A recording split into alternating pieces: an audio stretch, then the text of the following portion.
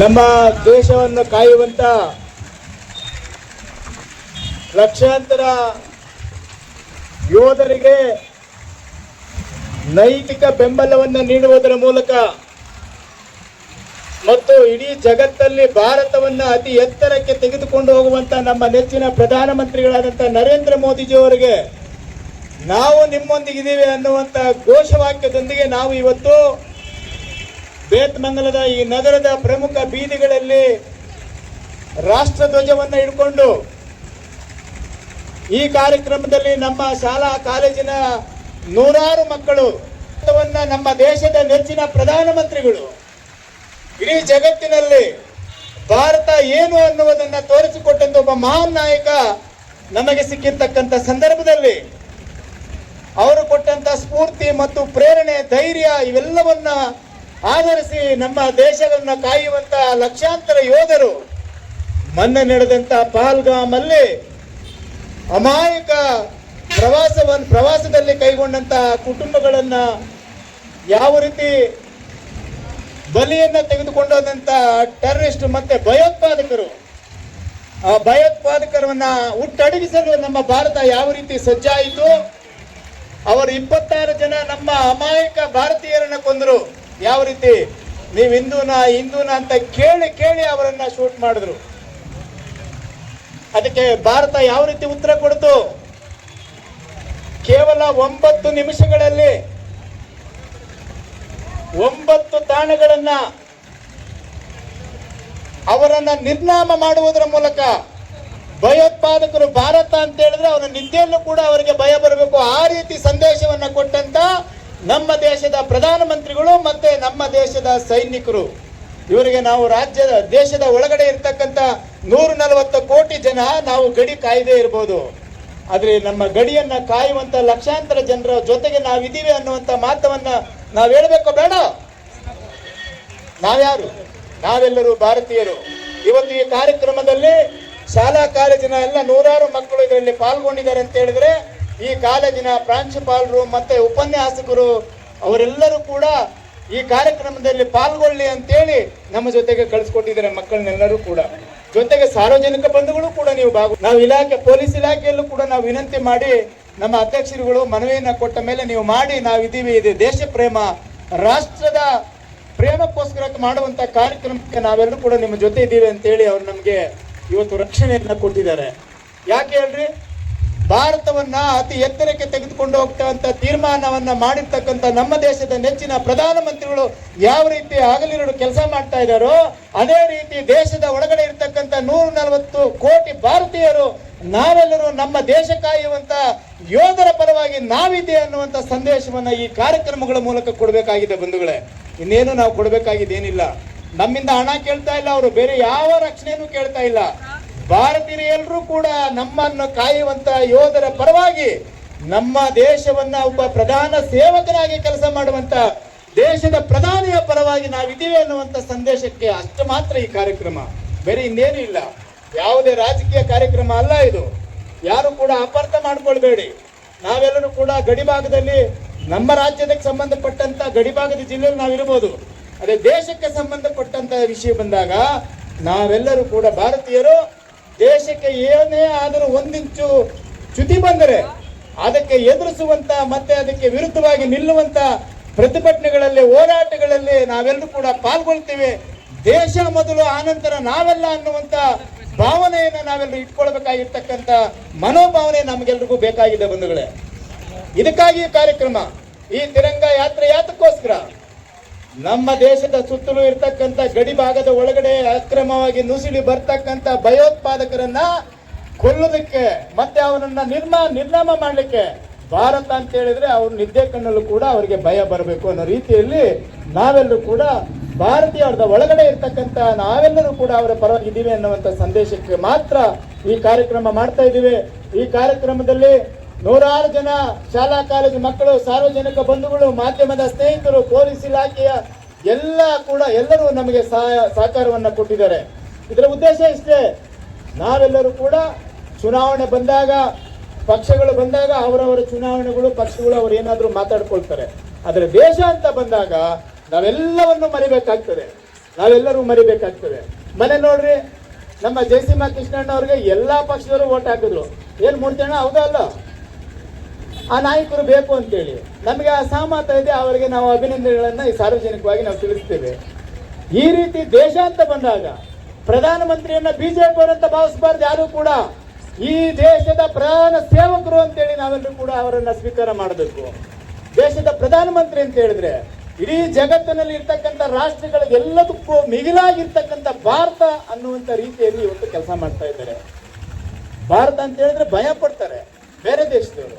ಒಂದು ಕಾಲದಲ್ಲಿತ್ತು, 75ರ ಹಿಂದೆ ಹೋದ್ರೆ ಭಾರತವನ್ನ ಬಹಳ ಕೀಳಾಗಿ ಕಾಣುವಂತ ಬೇರೆ ದೇಶಗಳ ವಾತಾವರಣದಲ್ಲಿ ನಾವೆಲ್ಲರೂ ಕೂಡ ನೋಡ್ತಾ ಇದ್ವಿ. ಮಾಧ್ಯಮಗಳಲ್ಲಿ ಮತ್ತು ದೃಶ್ಯ ಮಾಧ್ಯಮಗಳಲ್ಲಿ ನಾವೆಲ್ಲರೂ ಕೂಡ ಕೇಳ್ತಾ ಇದ್ವಿ. ಆದ್ರೆ ಇವತ್ತು ಆ ರೀತಿ ಇಲ್ಲ. ಭಾರತ ಅಂತ ಹೇಳಿದ್ರೆ ಸ್ವಾಗತ ಮಾಡ್ತಾರೆ. ನೀವು ಬೇರೆ ದೇಶಗಳಿಗೆ ಹೋಗ್ಬೇಕಂದ್ರೆ ವೀಸಾ ನೋಡ್ರಿ, ಈಗ ಎಲ್ಲಂದ್ರಲ್ಲಿ ಕೇಂದ್ರಗಳನ್ನು ತೆಗೆದುಬಿಟ್ಟಿದ್ದಾರೆ. ಮೊದಲೆಲ್ಲ ಆಗಿರ್ಲಿಲ್ಲ. ವೀಸಾ ತಗೋಬೇಕಂದ್ರೆ ಭಾರತದವ್ರು ಅಂತ ಹೇಳಿದ್ರೆ ಬಹಳ ನಿರ್ಲಕ್ಷ್ಯ ಮಾಡ್ತಾ ಇದ್ರು. ಯಾಕೆ ಹೇಳ್ರಿ? ದೇಶದ ಪ್ರಧಾನಮಂತ್ರಿ ಯಾರಾಗಿರೋದೀಗ ನರೇಂದ್ರ ಮೋದಿಜಿಯವರು. ಅವ್ರ ಹೆಸರು ಹೇಳಿದ್ರೆ ಸಾಕು, ಜಗತ್ತೆಲ್ಲ ಕೂಡ ಬಹಳ ಪ್ರೀತಿಯಿಂದ ಆಹ್ವಾನ ಮಾಡ್ತಕ್ಕಂಥ ವಾತಾವರಣವನ್ನ ನಿರ್ಮಾಣ ಮಾಡಿದಂತ ನಮ್ಮ ನರೇಂದ್ರ ಮೋದಿಜಿಯವರು. ಮನೆ ನೋಡ್ರಿ, ಅಮೆರಿಕ ಟ್ರಂಪ್ ಅವರು ಆಹ್ವಾನ ಮಾಡಿದ್ರು, ಬಹಳ ಪ್ರೀತಿಯಿಂದ ಅವರನ್ನ ದೂರ ಮಾಡಿದ್ರು, ನಿರ್ಲಕ್ಷ್ಯ ಮಾಡಿದ್ರು. ನಿಮ್ಮ ಆಹ್ವಾನಕ್ಕೆ ನಾನು ಬರೋನಲ್ಲ ಅಂತೇಳಿ. ಅದರ ಉದ್ದೇಶ ಏನು? ನೀವೆಷ್ಟೇ ದೊಡ್ಡವನಾದ್ರೂ ಭಾರತಕ್ಕೆ ಭಾರತ ದೇಶದವರು ನಾವೇ ದೊಡ್ಡವರು. ನಿಮ್ಮಿಂದ ನಾವು ಪಾಠ ಕಲಿಬೇಕಾಗಿರ್ತಿಲ್ಲ. ನಿಮ್ಮಿಂದ ನಿಮ್ಮ ಮಧ್ಯಸ್ಥಿಕೆಯಿಂದ ನಾವು ಯಾವುದು ಕೂಡ ನ್ಯಾಯ ಪಡ್ಕೊಳ್ಬೇಕಾಗಿತ್ತ ವಾತಾವರಣ ನಮ್ಗೇನು ಬೇಕಾಗಿಲ್ಲ. ನಮಗೆ ಗೊತ್ತಿದೆ, ಪಕ್ಕದ ರಾಷ್ಟ್ರಗಳು ಸೌಜನ್ಯದಿಂದ ಪ್ರೀತಿಯಿಂದ ನಮ್ಮನ್ನ ಯಾರು ಕಾಣ್ತಾರೋ ಅವರೆಲ್ಲರನ್ನು ಕೂಡ ಪ್ರೀತಿಯಿಂದ ನಾವು ಕಾಣ್ತೇವೆ. ಇಲ್ಲ ಅಂತ ಹೇಳಿದ್ರೆ ಅದನ್ನು ಎದುರಿಸುವಂತ ಶಕ್ತಿ ಭಾರತಕ್ಕಿದೆ. ಆ ಶಕ್ತಿ ಕೊಟ್ಟಂತದ್ದು ಈ ದೇಶದ 140 ಕೋಟಿ ಜನ. ಅವರೆಲ್ಲರ ಸೇವಕನಾಗಿ ನಾನು ಈ ದೇಶದ ಪ್ರಧಾನಮಂತ್ರಿಯಾಗಿ ಕೆಲಸ ಮಾಡ್ತಾ ಇದ್ದೇನೆ ಅನ್ನುವಂಥ ಮಾತನ್ನ ಈ ದೇಶದ ಪ್ರಧಾನಮಂತ್ರಿ ನರೇಂದ್ರ ಮೋದಿಜಿಯವರು ಹೇಳಬೇಕಾದ್ರೆ ದೇಶದ ಒಳಗಡೆ ಇರ್ತಕ್ಕಂಥ ನಾವೆಲ್ಲರೂ ಕೂಡ ಅವರಿಗೆ ಕೊಡ್ತಕ್ಕಂಥದ್ದು ಯಾವುದೂ ಇಲ್ಲ. ನಾವೇನು ಕೊಡಬೇಕಾಗಿದ್ದೇನಿಲ್ಲ. ನಾವಿದ್ದೀವಿ ಪ್ರಧಾನಮಂತ್ರಿಗಳು ಈ ದೇಶವನ್ನ ಮುನ್ನಡೆಸಲಿಕ್ಕೆ ನಿಮ್ಮ ಜೊತೆಗೆ. ನಾವಿದ್ದೀವಿ ದೇಶದ ಸೈನಿಕರೇ, ನೀವು ಹೋರಾಟ ಮಾಡಿ ನಮ್ಮ ದೇಶವನ್ನ ಉಳಿಸ್ಲಿಕ್ಕೆ ಅನ್ನುವಂಥ ಮನೋಬಲವನ್ನ, ಆತ್ಮಸ್ಥೈರ್ಯವನ್ನ, ಧೈರ್ಯವನ್ನ, ಬೆಂಬಲವನ್ನ ಕೊಡುವಂತ ಒಂದೇ ಒಂದು ಕೆಲಸ ನಾವು ಮಾಡಬೇಕಾಗಿದೆ. ನಿಮ್ಗೆ ಗೊತ್ತಿದೆ, ಕೊರೋನಾ ಬಂದಂತ ಸಂದರ್ಭದಲ್ಲಿ ದೇಶದ ಪ್ರಧಾನಮಂತ್ರಿಗಳು ಬೇರೆ ದೇಶದಲ್ಲಿ ಕೊರೋನಾಗೆ ಮದ್ದು ತರಲಿಲ್ಲ. ದೇಶದ ಒಳಗಡೆನೆ ಮದ್ದನ್ನ ತಯಾರು ಮಾಡಿ 140 ಕೋಟಿ ಜನರಿಗೆ ಮದ್ದನ್ನು ಕೊಡುವುದರ ಮೂಲಕ ಹೊರ ದೇಶಗಳಿಗೆ ಉಚಿತವಾಗಿ ರವಾನೆ ಮಾಡಿದ್ರು. ಕಾಸು ತಗೊಂಡಿಲ್ಲ. ಉಚಿತವಾಗಿ ಪ್ರಾಣವನ್ನ ಕಾಪಾಡಿದ್ರು. ಅಲ್ಲಿ ಧರ್ಮ, ಜಾತಿ, ಕುಲ ಯಾವುದನ್ನು ನೋಡಿಲ್ಲ ಈ ದೇಶದ ಪ್ರಧಾನಮಂತ್ರಿ. ಎಲ್ಲರೂ ಜೀವವನ್ನ ಕಾಪಾಡಿಕೊಳ್ಬೇಕು, ಅವರನ್ನ ರಕ್ಷಣೆ ಮಾಡಬೇಕು. ಭಾರತ ಎಲ್ಲರನ್ನೂ ಒಪ್ಪಿಕೊಳ್ಳುವಂತ ಭಾರತ ಇದು. ಎಲ್ಲ ಜಾತಿ ಧರ್ಮಗಳನ್ನೊಳಗೊಂಡಂತ ಈ ಭಾರತವಾಗಿ ಉಳಿಬೇಕು. ಅದಕ್ಕಾಗಿ ನಮ್ಮಲ್ಲಿರ್ತಕ್ಕಂಥ ಪ್ರೀತಿ, ವಾತ್ಸಲ್ಯ, ಈ ಮಮತೆ ಇಡೀ ಜಗತ್ತಿನಾದ್ಯಂತ ನಾವೆಲ್ಲರೂ ಕೂಡ ಇದನ್ನ ತೆಗೆದುಕೊಂಡು ಹೋಗ್ಬೇಕು ಅನ್ನುವಂಥ ಮಾತು ನರೇಂದ್ರ ಮೋದಿಜಿಯವರು ಮಾತಾಡ್ತಾರೆ. ಬಂಧುಗಳೇ, ಮೊನ್ನೆ 21ನೇ ತಾರೀಕು ಯೋಗ ದಿನ ನಡೀತು. ವಿಶ್ವ ಯೋಗ ದಿನ. ಸುಮಾರು 90 ದೇಶಗಳು ಒಂದೇ ಏಕಕಾಲಕ್ಕೆ ಯೋಗವನ್ನ ಆಚರಣೆ ಮಾಡಿದ್ರು. ಯಾರದಕ್ಕೆ ಕಾರಣ? ಯಾರು ಹೇಳ್ರಿ? ನಾವೆಲ್ಲರೂ ಅರ್ಥ ಮಾಡ್ಕೊಳ್ಬೇಕು. ಈ ದೇಶದ ನರೇಂದ್ರ ಮೋದಿಜಿಯವರು ಪ್ರಧಾನಮಂತ್ರಿ ಆದ ಮೇಲೆ ಇಡೀ ಜಗತ್ತಿನಲ್ಲಿ 90 ದೇಶಗಳು ಏಕಕಾಲಕ್ಕೆ ಯೋಗ ದಿನವನ್ನ, ಅಷ್ಟು ಭಾರತದ ಗೌರವನ್ನ ಎಷ್ಟು ಎತ್ತರಕ್ಕೆ ತೆಗೆದುಕೊಂಡು ಹೋಗಿದ್ದಾರೆ ನರೇಂದ್ರ. ಮಾಡ್ಕೊಳ್ಬೇಕೋ ಬೇಡ? ಅರ್ಥ ಮಾಡ್ಕೊಳ್ಬೇಕಲ್ಲ. ಅದಕ್ಕಾಗಿ ನಮ್ಮ ದೇಶ ಕಾಯುವಂತ ಈ ಪ್ರಧಾನ ಸೇವಕ ತೆಗೆದುಕೊಳ್ತಕ್ಕಂಥ ತೀರ್ಮಾನಕ್ಕೆ ನಾವೆಲ್ಲರೂ ಮೋದಿಜಿಯವರೇ ನಾವು ನಿಮ್ಮ ಜೊತೆಗಿದ್ದೀವಿ. ದೇಶವನ್ನ ರಕ್ಷಣೆ ಮಾಡಕ್ಕೆ ನಿಮ್ಮ ಜೊತೆಗಿದ್ದೀವಿ. ದೇಶದ ಒಳಗಡೆ ಇರ್ತಕ್ಕಂಥ 140 ಕೋಟಿ ಜನರ ರಕ್ಷಣೆ ಮತ್ತು ಅವರ ಶ್ರೇಯೋಭಿವೃದ್ಧಿಗೆ ನೀವು ಕೆಲಸ ಮಾಡುವಂತ ಸಂದರ್ಭದಲ್ಲಿ ನಾವು ನಿಮ್ಮ ಮುಂದೆ ಇದ್ದೀವಿ ಅನ್ನುವಂಥ ಒಂದು ಧೈರ್ಯವನ್ನ ಕೊಡುವಂಥದ್ದು ಅಷ್ಟೇ. ಜೊತೆಗೆ ದೇಶ ಕಾಯುವಂತ ಸೈನಿಕರು ಎಲ್ಲರೂ ಕೂಡ, ಎಲ್ಲ ಮನೆಯಲ್ಲಿ ಕೂಡ ಇವತ್ತು ಸೈನಿಕರಾಗಕ್ಕೆ ಸಾಧ್ಯ ಇಲ್ಲ. ಯಾರ್ಯಾರು ಸೈನಿಕರಾಗಿ ಹೋಗಿ ದೇಶ ಕಾಯುವಂತ ಕೆಲಸದಲ್ಲಿ ನಿರತರಾಗಿದ್ದಾರೋ ಅವರೆಲ್ಲರೂ ಕೂಡ ನಮಗೋಸ್ಕರ ಪ್ರಾಣ ಬಲಿದಾನ ತೆಗೆದುಕೊಂಡಿದ್ದಾರೆ. ಅವರ ಕುಟುಂಬದಲ್ಲಿ ಇರ್ತಕ್ಕಂಥ ಎಲ್ಲ ಅಕ್ಕ, ತಂಗಿ, ಅಣ್ಣ, ತಮ್ಮ, ಎತ್ತವರು ಇವರೆಲ್ಲರೂ ಕೂಡ ಕಣ್ಣೀರಿನಲ್ಲಿ ಕೈ ತೊಳೆದ್ರು ಕೂಡ ಅವರ ಅಂತಿಮ ದಿನದ ಯಾತ್ರೆಯಲ್ಲಿ ಅವರು ಮಾಡುವಂತ ನಮನ ಯಾವ ರೀತಿ ಗೊತ್ತಾ? ಆ ಅಂತಿಮ ನಮನದ ಯಾತ್ರೆ ಹೋಗ್ತಾರಲ್ಲ, ಕೊನೆ ಗಳಿಗೆಯಲ್ಲಿ ಅವರಿಗೆ ಭಾರತ್ ಮಾತಾ ಕಿ ಜೈ ಅಂತೇಳಿ ಈ ರೀತಿ ನಮನವನ್ನ ಮಾಡುವಂತಹ ಕುಟುಂಬದವರು ದುಃಖದಲ್ಲಿ ಇದ್ದರೂ ಕೂಡ ಇಂಥದ್ದನ್ನ ಮೈಗೂಡಿಸ್ಕೊಂಡಾಗ ನಮಗೆಲ್ಲರೂ ಕೂಡ ಮೈಯೆಲ್ಲ ರೋಮಾಂಚನ ಆಗುತ್ತೆ. ಭಾರತ ಅಂತ ಹೇಳಿದ್ರೆ ರಾಷ್ಟ್ರ ಧ್ವಜವನ್ನ ಕೈಯಲ್ಲಿ ಇಟ್ಕೊಂಡು ಭಾರತ್ ಮಾತಾ ಕಿ ಜೈ ಅಂತಂತ ಹೇಳಿದ್ರೆ ನಾವೆಲ್ಲರೂ ಕೂಡ ಏನಾಗಿ ನಾವೇ ಸೈನಿಕರಾಗಿದ್ದೀವಿ ಅನ್ನುವಂತ ಮನಸ್ಸು ನಮಗೆ ಬರ್ತದೆ. ಸೈನಿಕರು ಅಲ್ಲದೆ ಇರ್ಬೋದು, ದೇಶ ಅಂತ ಬಂದಾಗ ನಾವೆಲ್ಲರೂ ಕೂಡ ಸೈನಿಕರೇ. ದೇಶದ ಬಗ್ಗೆ ಯಾರಾದ್ರೂ ಮಾತಾಡಿದ್ರೆ, ಯಾರಾದ್ರೂ ಅಪಮಾನ ಮಾಡಿದ್ರೆ ನಾವು ತಡ್ಕೊಳ್ಳಕ್ಕೆ ಸಾಧ್ಯ ಇಲ್ಲ. ಆವಾಗ ನಾವೇನ್ ಮಾಡ್ತೀವಿ ಅಂದ್ರೆ ಜಾತಿಯನ್ನ ದೂರ ಇಡ್ತೀವಿ, ಧರ್ಮವನ್ನ ದೂರ ಇಡ್ತೀವಿ, ಕುಲ ಗೋತ್ರ ಎಲ್ಲವನ್ನ ದೂರ ಇಟ್ಟು ಕೇವಲ ಒಂದೇ ಒಂದು ನಮ್ಮ ತಲೆಯಲ್ಲಿ ಇರ್ತಕ್ಕಂಥದ್ದು ಭಾರತ ಮಾತೆ, ಭಾರತ್ ಮಾತಾ ಕಿ ಜೈ ಅನ್ನುವಂತ ಘೋಷ ಒಂದೇ ನಮ್ಮ ತಲೆಯಲ್ಲಿ ಇರ್ತಕ್ಕಂಥದ್ದು. ಈ ರೀತಿ ವಾತಾವರಣವನ್ನು ನಾವೆಲ್ಲರೂ ಕೂಡ ಸಾರ್ವಜನಿಕವಾಗಿ ಅವರ ಮನಸ್ಸಲ್ಲಿ ತುಂಬುವಂತ ಒಂದು ಸಣ್ಣ ಪ್ರಯತ್ನವನ್ನ ಈ ತಿರಂಗ ಯಾತ್ರೆಯ ಮೂಲಕ ನಾವೆಲ್ಲರೂ ಕೂಡ ಮಾಡಬೇಕಾಗಿದೆ ಅನ್ನುವಂಥ ತೀರ್ಮಾನ ಮಾಡಿದ ಮೇಲೆ ನಾವು ಇವತ್ತು ಈ ಕಾರ್ಯಕ್ರಮವನ್ನ ಬೇತ್ಮಂಗಲದ ಪ್ರಮುಖ ಬೀದಿಗಳಲ್ಲಿ ಮೆರವಣಿಗೆ ಮಾಡುವುದರ ಮೂಲಕ ದೇಶ ಪ್ರೇಮವನ್ನ ಪ್ರತಿ ಮನಸ್ಸಿನಲ್ಲೂ ಕೂಡ, ಪ್ರತಿ ಬೀದಿಯಲ್ಲೂ, ಗಲ್ಲಿಗಳಲ್ಲೂ ಎಲ್ಲರ ಮನಸ್ಸಲ್ಲಿ ಭಾರತ್ ಮಾತಾ ಕಿ ಜೈ ಅನ್ನುವಂತ ಮನಸ್ಸು ಬರಬೇಕು ಅನ್ನುವಂಥ ರೀತಿಯಲ್ಲಿ ನಾವು ಈ ಕಾರ್ಯಕ್ರಮ ಮಾಡಿದ್ದೀವಿ ಬಂಧುಗಳೇ. ಇದು ರಾಜಕೀಯ ಕಾರ್ಯಕ್ರಮ ಅಲ್ಲ. ಯಾವ್ದೋ ನಾಳೆ ಬೆಳಗ್ಗೆ ಇನ್ಯಾವುದೋ ಚುನಾವಣೆ ಬರ್ತದೆ ಅಂತ ನಾವು ಯಾರು ಈ ಕಾರ್ಯಕ್ರಮ ನಂಬಿಕೊಂಡಿಲ್ಲ.